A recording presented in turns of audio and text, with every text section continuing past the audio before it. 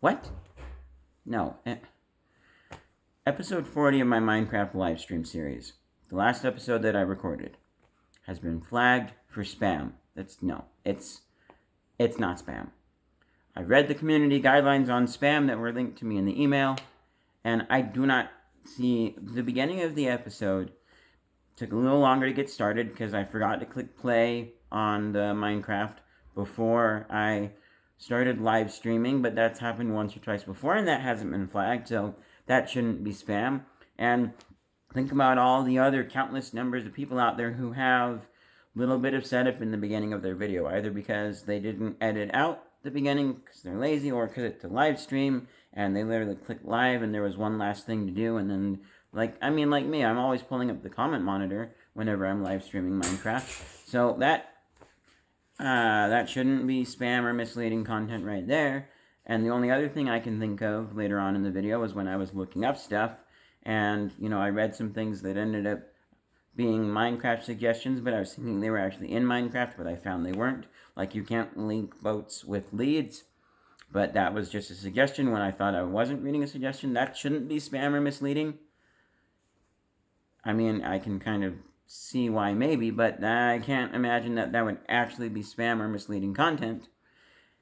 And I had a previous video, which I have two videos where I'm talking about the issue that happened back then in 2018. I'll have those linked down below. Start with the first link.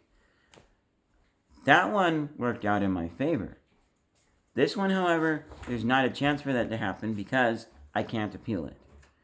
Which, that right there is a big problem. And you might say, oh, well, yeah, because you're the one who had the strike on you, and like everyone who's ever in this kind of a situation, even if they actually are in the wrong, they'll always want to deny it or appeal it.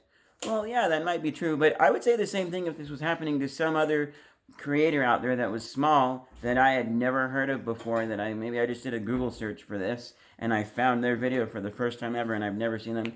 I would say the same thing too, because YouTube, your system isn't perfect. I mean, if a robot did it, oh my goodness, yes, I should absolutely have the ability to appeal, because your robots aren't perfect.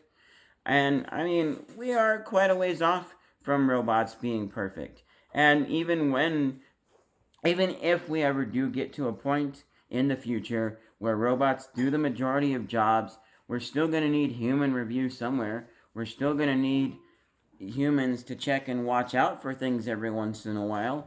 So if it's the robot system, 100% every creator should have the ability to appeal this. If it's a human, there should still be that ability, because humans aren't perfect. A human might have a vendetta. They might not like someone or something. Maybe they don't like the video for some other reason, and so they flag it when it doesn't actually fit that reason. There should be an appeal for every single case.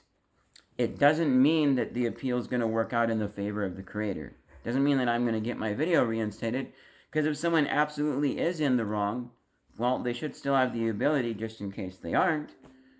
But if they are, then yeah, it should absolutely still be removed from YouTube as a violation of the community guidelines.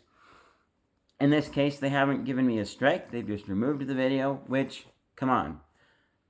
Or not removed it. They've made it private, so only I can see it. Which, that to me sounds like a cop-out.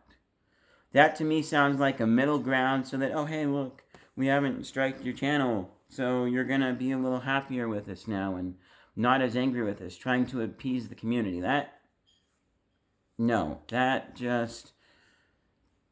I mean, maybe it's necessary because there's so many of these getting flagged when they're not, and a lot of channels would immediately get taken down and removed and cause problems when they actually weren't in the wrong. And so it's a mitigation for their system, having problems and being wrong too many times, and they're trying to make it so that legitimate creators don't get taken down. If that's the case, okay, fine, you're trying to fix the system. But if you're just doing it to appease us, no. And I don't think that should necessarily be a thing if it's just for appeasement, because there are certain things that are 100% absolutely wrong, and we can't sway or waver on some of those things because they aren't, because they shouldn't be there. And if we start doing it, more and more people will start doing that, and they'll take advantage, and things will shift towards not being good or right. It doesn't just apply to YouTube, it applies to life in general, and it applies to the whole governmental system. And you might say, oh, we can't just take large swaths of either YouTube content or people in real life and lock them away in jail, because there's too many people doing that, and it would cause, well, yeah, but if the thing they're doing is wrong and causing societal problems, well, then taking care of them and locking them up and punishing them or whatever is absolutely necessary. It might not seem right, and we have to review everything by a case-by-case basis, but if it's wrong, it's wrong, and you gotta take action against it and do something about it so that more and more people don't do it. And if lots and lots of people are doing something that's wrong, and you're going to take a large part of your community away, well, too bad. You can see if you can get them to stop. You can see if you can reform them. In the case of YouTube, you see if they will actually change and not violate the guidelines anymore and try and be a good creator. And then you basically let them back out into society, and you let them try and be a good member or a good YouTuber. But if they are absolutely wrong and they're not changing, you got to keep them put away. And in using the U.S. government as an example, you can't just lock someone away without having a court trial. You can lock them away for a while you decide things, but there has to be court to decide whether they stay locked away or whether they get let out, and all these things decided. The same thing should be with YouTube. You shouldn't be able to just immediately remove something without anyone being able to have an appeal. Because what if the flag on the video or the reason it was taken away was wrong? You gotta have an appeal for that, and it has to be a second pair of eyeballs. What if you can't have a second pair of eyeballs, then I will settle for, at best, having the first pair of eyeballs, if it was a human, alright?